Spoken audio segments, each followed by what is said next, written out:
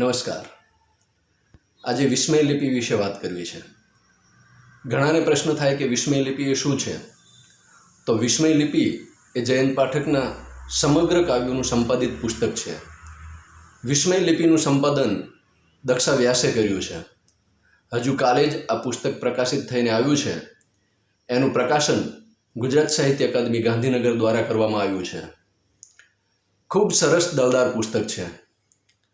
આ પુસ્તકની વાત એટલા માટે કરવી છે કે આજે તારીખ 10 ઓક્ટોબર 2020 છે. આજથી 100 વર્ષ પહેલાં એટલે કે 10 ઓક્ટોબર 1920ના રોજ જયંત પાઠકનો જન્મ થયેલો. એટલે કે જયંત પાઠકના જન્મને આજે 100 વર્ષ પૂરા થાય છે. આ 2020નું વર્ષ એ એમની જન્મ શતાબ્દીનું વર્ષ છે. જયંત પાઠકના જન્મ શતાબ્દી વર્ષ અને જન્મદિન નિમિત્તે સ્મરણાંજલિ રૂપે આ વિસ્મય લિપિની વાત કરવી છે. વિસ્મય લિપિની વાત કરતાં પહેલાં થોડી જયંત પાઠક વિશે વાત કરવી છે. કારણ કે કૃતિની ચર્ચા કરતાં પહેલાં કર્તા વિશે પણ થોડું જાણવું જોઈએ. જયંત પાઠકનો જન્મ આજથી 100 વર્ષ પહેલાં એટલે કે 10 ઓક્ટોબર 1920ના રોજ પંચમહાલ જિલ્લાના દેવગઢ બારિયા તાલુકાના રાજગઢ પાસે આવેલા ગોઠ ગામમાં થયો હતો. તેમના પિતાનું નામ હિંમતલાલ અને માતાનું નામ ઈચ્છાબા હતું. પત્નીનું નામ ભાનુબેન, પુત્રનું નામ પંકજ અને પુત્રનું નામ કિન્નરી. બાળપણમાં એમને હુલામણા નામ બચુડોથી બોલાવતા હતા. તેમના દાદાનું નામ જોઈતારામ હતું. એમના દાદાને 2 સંતાનો, એમાં હિંમતલાલ મોટા અને આ હિંમતલાલના 3 પુત્રો અને 7 પુત્રીઓ હતા. 3 પુત્રોમાં લક્ષ્મીરામ, જયંતી અને રમણ.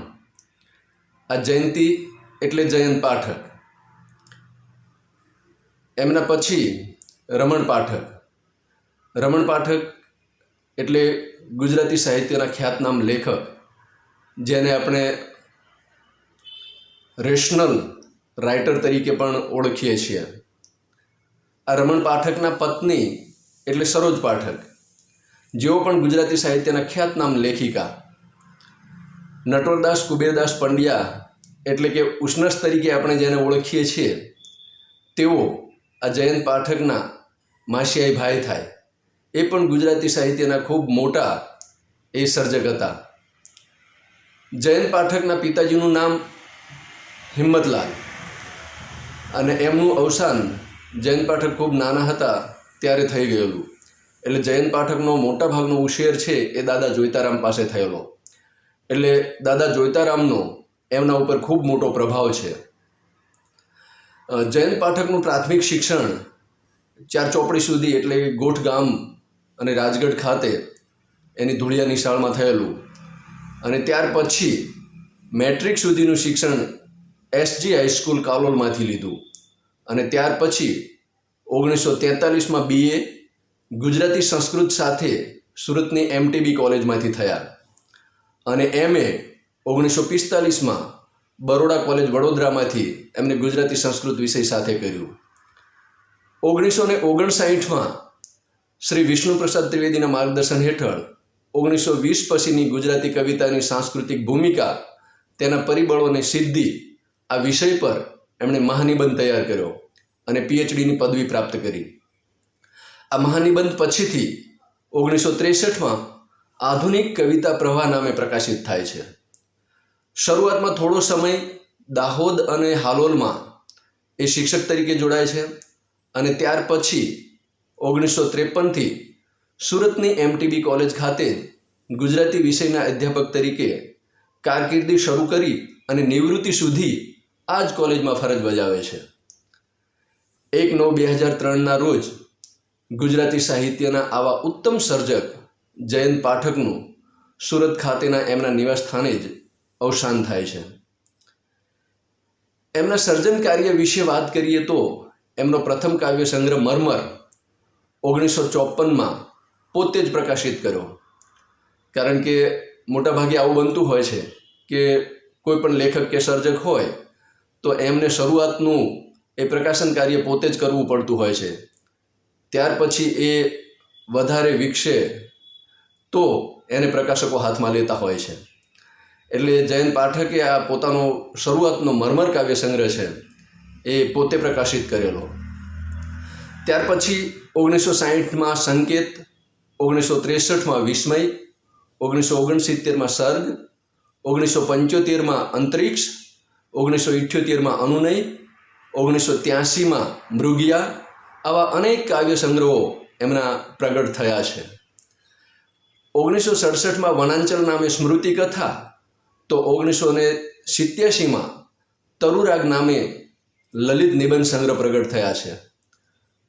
આ ઉપરાંત તેમની પાસેથી આલોક, કાવ્યલોક, ભાવિત્રી, ઝવેરચંદ મેઘાણી, રામનારાયણ વી પાઠક, વસંત ધર્મીનું વિદ્યામધુ, કિમપી દ્રવ્યમ અને અર્થાત જેવા અનેક વિવેચન ગ્રંથો પણ અને કેટલાક સંપાદનો અને અનુવાદો પણ એમની પાસેથી પ્રાપ્ત થાય છે. અનુનય, વનાંચલ, પંચસપ્તતિ અને દ્રુત વિલંબિતનો તો હિન્દીમાં અનુવાદ પણ થયો છે. દ્રુત વિલંબિત કાવ્ય સંગ્રહ તો 2003માં એક સાથે 4 ભાષામાં પ્રગટ થયેલો.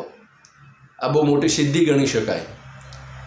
જયંત પાઠક 1989થી 1991 સુધી ગુજરાતી સાહિત્ય પરિષદના પ્રમુખ રહે છે અને 1991થી 2003 સુધી નર્મદ સાહિત્ય સભાના પ્રમુખ તરીકે બિરાજમાન રહે છે. એમણે 1957માં કુમારચંદ્રક, 1975માં સોવિયતલેન્ડ નહેરુ એવોર્ડ, 1976માં નર્મદ સુવર્ણચંદ્રક અને રણજીતરામ સુવર્ણચંદ્રક બંને એક વર્ષે જ પ્રાપ્ત થાય છે. 1988માં ધનજી કાનજી ચંદ્રક, ત્યાર પછી નાનાલાલ ચંદ્રક, નવચેતન ચંદ્રક, ઉમા સ્નેહરશ્મિ પારિતોષિક, કેન્દ્રીય સાહિત્ય અકાદમી એવોર્ડ વગેરે અનેક પારિતોષિકો જયંત પાઠકને પ્રાપ્ત થયેલા છે. અત્યારે આપણે કેટલાક કવિ સર્જકો એકાદ સંગ્રહ પ્રકાશિત કરે અને એકાદ એવોર્ડ મળી જાય એટલે ભયો એવું સમજવા લાગે છે. પણ જયંત પાઠકે કેટલા બધા કાવ્ય સંગ્રહો આપ્યા છે, એમને કેટલા બધા પારિતોષિકો પ્રાપ્ત થયા છે. અદ્ભુત કામ છે જયંત પાઠકનું કવિતા ક્ષેત્રે. જયંત પાઠકે કેટલું બધું સર્જન કર્યું છે. હજુ આમાં એટલું બોલવાનું કદાચ રહી ગયું હોય, સંભવ છે કે એ હું કદાચ અહીંયા આગળ ઘણા બધા કાવ્ય સંગ્રહો છે, વિવેચન સંગ્રહો છે, સંપાદનો, અનુવાદો છે, એના નામ હજુ રહી ગયા હોય એવું બની શકે છે. પણ મારે આજે થોડી વાત એમની સમગ્ર કવિતાના સંગ્રહ એવા વિસ્મય લિપિની કરવી છે. મિત્રો, મારો અહીં ઉદ્દેશ એ પુસ્તકનો પરિચય કરાવવાનો છે. પુસ્તકનો આસ્વાદ, સમીક્ષા, મૂલ્યાંકન કે વિવેચનનો નથી. આટલી સ્પષ્ટતા એટલા માટે કરવી પડે છે કે આપણે ત્યાં આ બાબતની કોઈ સ્પષ્ટતા જ નથી. વિવેચનને સંશોધન કહેવાય છે કે સમીક્ષાને મૂલ્યાંકન કહેવાય છે કે મૂલ્યાંકનને અવલોકન કહેવાય છે કે અવલોકનને આસ્વાદ કહેવાય છે કે આસ્વાદને વિવેચન કે પરિચય કહેવાય છે, એ ખબર જ પડતી નથી. બરાબર, આપણે ત્યાં આવું જ ચાલે છે. એટલે આ સ્પષ્ટતા કરવી પડી છે. ઓકે, જવા દો. તો આજે આપણે અહીં માત્ર પુસ્તક પરિચય જ મેળવીશું. તો વાત કરીએ વિસ્મય લિપિની. વિસ્મય લિપિ દક્ષા વ્યાસ સંપાદિત અને ગુજરાત સાહિત્ય અકાદમી દ્વારા પ્રકાશિત દળદાર ગ્રંથ છે. આ ગ્રંથ જોતા જ આપણને લાગશે કે કેટલો મોટો દળદાર ગ્રંથ છે. આ ગ્રંથ છે એ હું તમને બતાવું છું કે આ વિસ્મય લિપિ ગ્રંથ એ બહુ જ મોટો દળદાર ગ્રંથ એ ગુજરાત સાહિત્ય અકાદમીએ અને દક્ષા વ્યાસે સંપાદિત કરેલો છે. ગુજરાત સાહિત્ય અકાદમીએ પ્રકાશિત કરેલો છે. તો આની અંદર જયંત પાઠકના મોટા ભાગના બધા કાવ્ય સંગ્રહો છે એનો સમાવેશ કરી લેવામાં આવ્યો છે. આ ગ્રંથ જોતા જ આપણને લાગે કે કેટલો મોટો દળદાર ગ્રંથ છે. આટલા મોટા ગજાના અને ઉત્તમ સર્જકના પણ આજકાલ આટલા મોટા દળદાર ગ્રંથ અને એમાંય કવિતા વિશેના ગ્રંથ છાપવા એ કોઈ પ્રકાશકો તૈયાર થતા હોતા નથી. કારણ કે એનું વેચાણ થતું નથી હોતું અથવા તો ઓછું વેચાણ થાય છે. અકાદમી આવા મોટા દળદાર ગ્રંથો પ્રકાશિત કરે છે અને એનું મોટા પાયે એટલે કે 50% ડિસ્કાઉન્ટથી વેચાણ પણ કરે છે.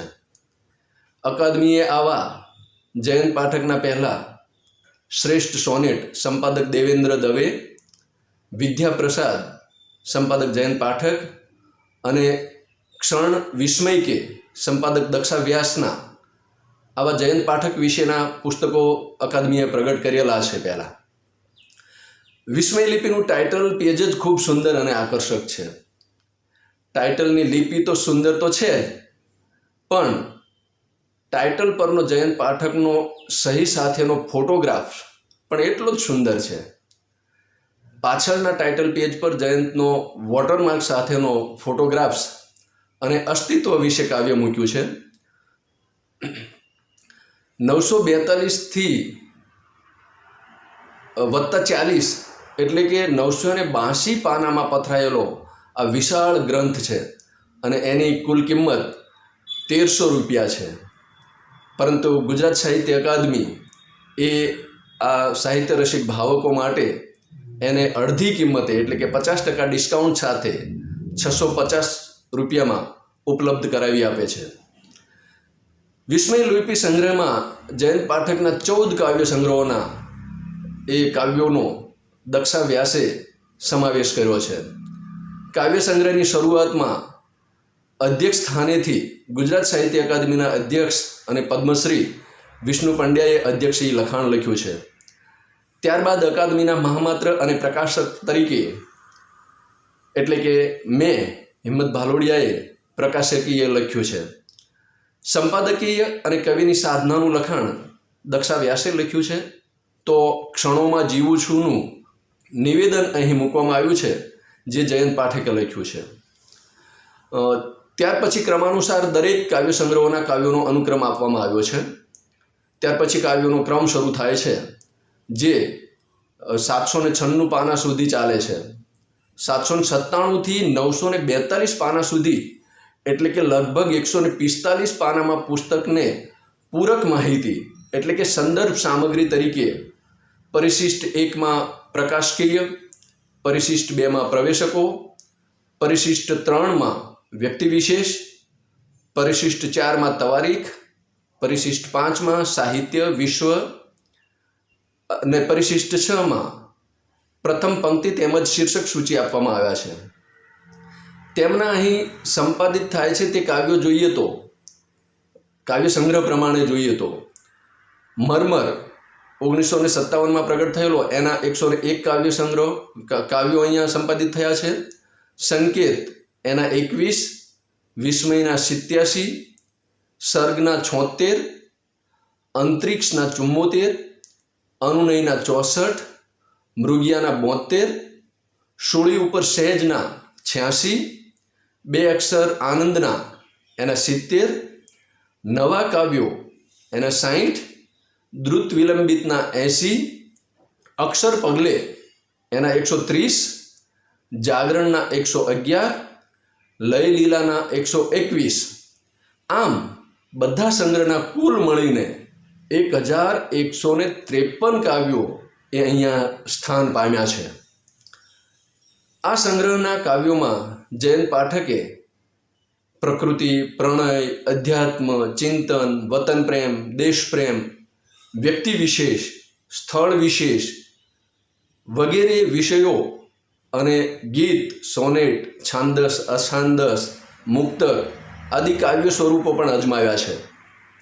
એમના પ્રકૃતિ કાવ્યો જોઈએ તો મરમરના એ સંગ્રહમાં એમને એક સાથે વસંતના લગભગ 4 કાવ્યો આપી દીધા છે.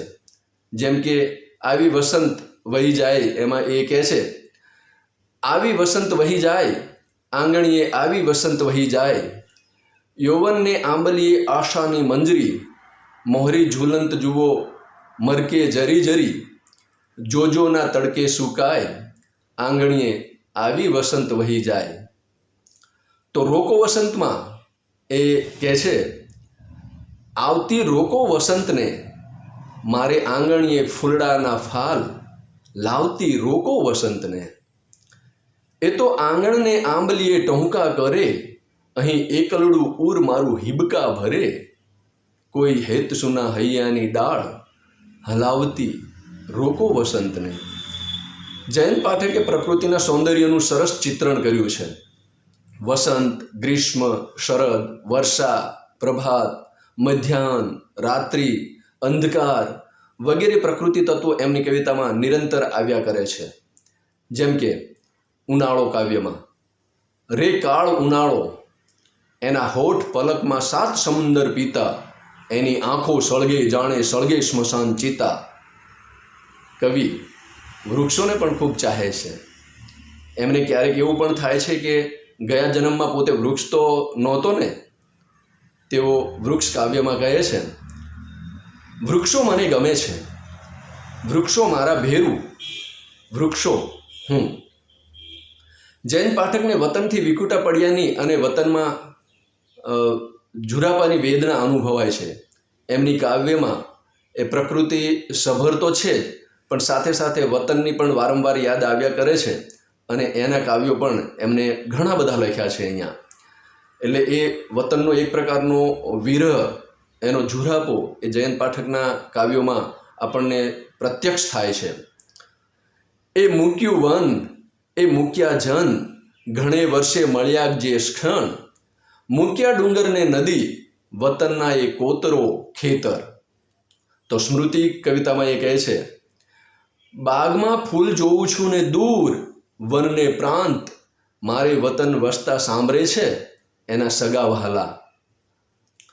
આ ઉપરાંત ક્યાં છે કાવ્યમાં પણ એ કહે છે, ક્યાં છે મારું ટેકરીઓનું ગામ, ગામનું ઘર, ઘરની કોઢ, કોઢના કાળા અંધારાની, કોઢમાં અંધારાની કાળી ગાયને દોતી મારી બા ક્યાં છે. અને છેલ્લે એમની પ્રકૃતિ કવિતાનું શિરમોર સમૂહ કાવ્ય થોડો વગડાનો શ્વાસ જોઈએ.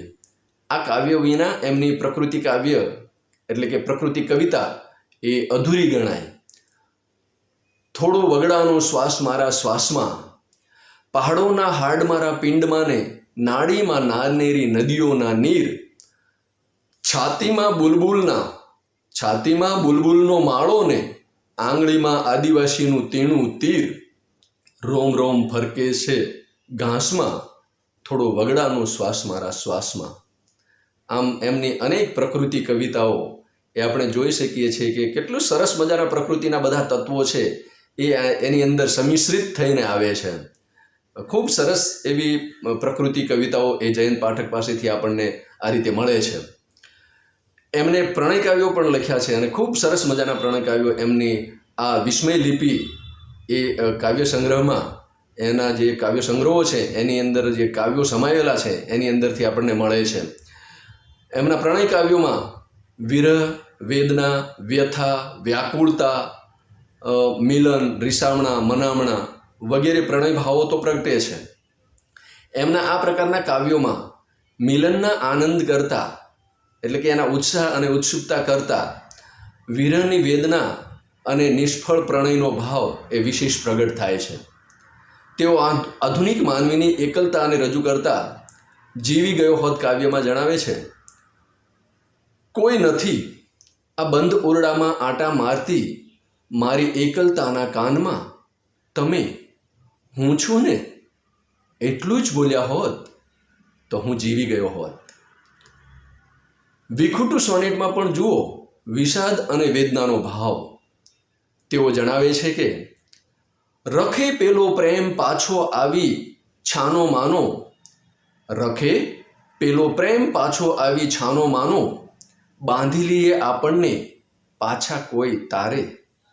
એટલે ફરીથી જો આ કંઈક પ્રેમ થઈ જાય તો કેવું સારું. તો આવો ભાવ છે એ જયંત પાઠક એ એમના પ્રણય કાવ્યોમાં પ્રગટ કરે છે. તેઓ માણસના દુઃખની, વેદનાની, લાચારીનું બયાન કરતાં પણ કહે છે, જે દુઃખનું કંઈ નામ નહીં તે કેમ કરીને કહેવું, જે દુઃખનું કોઈ નામ નહીં તે કેમ કરીને કહેવું, નામ વગરની નદીઓને તો છાના માના વહેવું, નામ વગરની નદીઓને તો છાના માના વહેવું. આમ જયંત પાઠકની કવિતામાં નવી કવિતાના કે આધુનિક કવિતાના પણ લક્ષણો ખૂબ પ્રગટ્યા છે. એમની કવિતામાં પરંપરા સાથેનો નાતો અને વિચ્છેદ બંને અનુભવાય છે. બોલચાલની ભાષાનો કવિતામાં પ્રયોગ અને વિચક્ષણ વર્ણન શૈલી એમની કવિતાઓની લાક્ષણિકતાઓ છે. વિસ્મય લિપિના આ સંગ્રહોના કાવ્યોમાં આવી તો અનેક પ્રકારની સામગ્રી ઠાંસી ઠાંસીને ભરી પડી છે. એમાંથી પસાર થઈએ તો એનો ખ્યાલ આવે. દરેક સાહિત્ય રસિક ભાવકોએ આ વિસ્મય લિપિ ગ્રંથ વસાવવા જેવો છે. એમાંથી એકવાર તો પસાર થવા જેવું છે, તો ખ્યાલ આવે કે જયંત પાઠક કેટલા મોટા ગજાના કવિ છે. આજે એમના જન્મદિવસે એટલે કે આજે 100 વર્ષ શતાબ્દીના પૂરા થાય છે, એથી એમની આ રીતે યાદ કરીને સ્મરણાંજલિ અર્પું છું. હું એમએમાં ભણતો ત્યારે જયંત પાઠક સર્જક તરીકે આવતા ભણવામાં, અને એમાં એમનો વગડાનો શ્વાસ એ સુરેશ દલાલ સંપાદિત થોડા કાવ્યો છે એનું સંપાદન છે એ ભણવામાં આવતું, અને એમની જે સ્મૃતિ કથા છે વનાંચલ એ ભણવામાં આવતી. ત્યારે જયંત પાઠકને આ રીતે ખૂબ મન ભરીને માણ્યા છે. તો આવા ગુજરાતી સાહિત્યના મોટા ગજાના સર્જક, ઉત્તમ સર્જક એવા જયંત પાઠકને આજે એમના જન્મદિવસે યાદ કરીને આ રીતે સ્મરણાંજલિ અર્પું છું. નમસ્તે. જય જય ગરવી ગુજરાત.